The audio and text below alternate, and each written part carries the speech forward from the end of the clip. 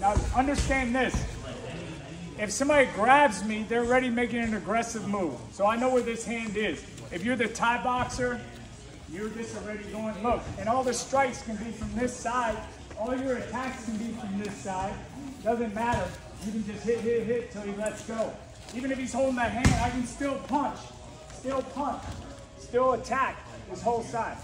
But if I want to get out, again, a softening technique will always make it easier. But if I hit him, we're in a match.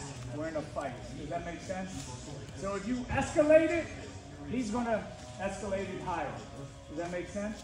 So again, the easiest thing to do, wrist out, create space. And this way you can still talk, okay? Now it's up to you if you want to escalate or de-escalate. Now, the thing that I got on the internet, on YouTube, got over 60,000 views now, was this wrist lock. So I want to go over this wrist lock. I put Steven Seagal wrist lock. I didn't learn it from Steven Seagal, but I did learn it from one of his brown belts. It may not even be Aikido. It could be stand-up jiu-jitsu. I have no idea. But this wrist lock will work if you do certain things. But first, I'm going to show you the lock, and then I'm not going to tell him. I'm going to just try it on him. Okay, big man, I'm going to try it on him, and he's going to resist. Okay, then the second time I'll show you with it and see if it works the second time. So now this is a wrist lock. Okay, and as you can see, if I tell him to resist the wrist lock, probably not going to work. Everybody understand? But now I want you to resist the wrist lock again. Now look, now the wrist lock works. And it's only 15 pounds of pressure. And now you have good control. You can hit, or you see this, you can go back, pop.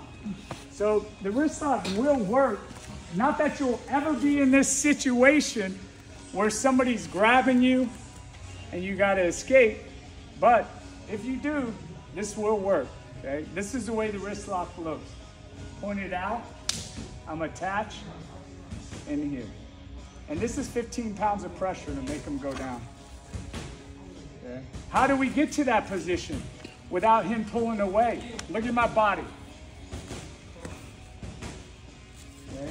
So even if he's trying to stay up, look what I do. I attach and pull. Everybody understand? So let's try this back and forth, and then I'm going to show you another option.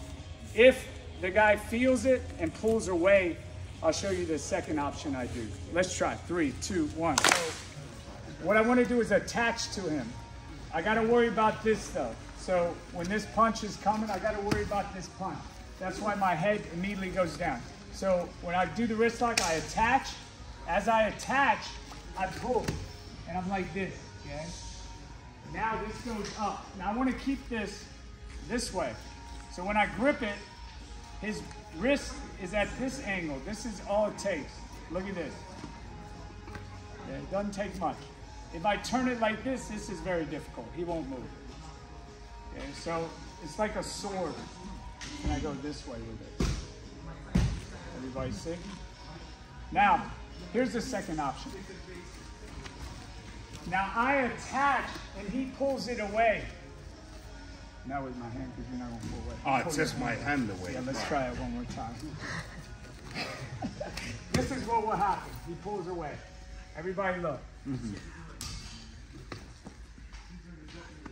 The goal, again, is not to stand up with the guy. It's to get him on the ground and me standing up. So the low single is one of the most perfect takedowns. It's very simple. This puts you in the position of it. So even if he grabs and he pulls away, pull away, look. He's going to go down. Okay, so the low single looks like this. Whenever he's here and I pull him, he pulls the arm away, the knee just touches the ground, and I'm capturing with the shoulder. Pretty simple.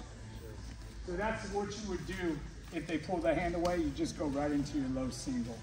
Hoorah. Let's try. 3, 2, 1. Cross grab.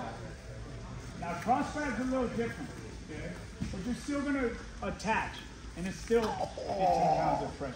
Okay? So this one again if I was gonna do this live, I would attach, pull them down, and now you have the pressure. Okay, so the lock looks like this. I miss filming because I'm so worried about rolling. And Leo's things. This one is like this, guys. Attach. I don't really have to worry about the punch because you can't punch across. Yeah, it's very hard, but my head still stays down. This palm goes up, facing this way, and then I grab, and I stay attached. Now, this is a little bit more pressure, okay, but it still pops the wrist. Everybody see? Now, once you understand the lock, you still break the posture down. This way makes it harder for him to pull away. So I still break the posture down. How do I break the posture down? With my hips up. And every time I get his body bent like this, I bend it a little more, and then I get him to the ground. Okay, I want him on the ground, me standing up. And then the last part of this detail would be this.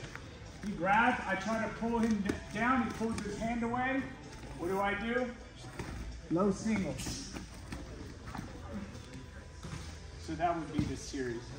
So no, the wrist locks probably wouldn't work just by themselves. But if you do those options, you have a better chance of success. The main thing is, he grabs, I can create space. He cannot hold. That's the main thing I want you to get out of all of it. The rest of them are good to show if you want to try to get somebody coming to jiu-jitsu. Let's try. 3, 2, 1. Like Melissa said, boom, boom. You can hit whatever you want, but you can also just go back to this one. Okay, so double wrist grab, base, back up, and then again. Does that make sense? Sure. So those are the wrist lock options. You can play with them. Let's try. 3, 2, 1.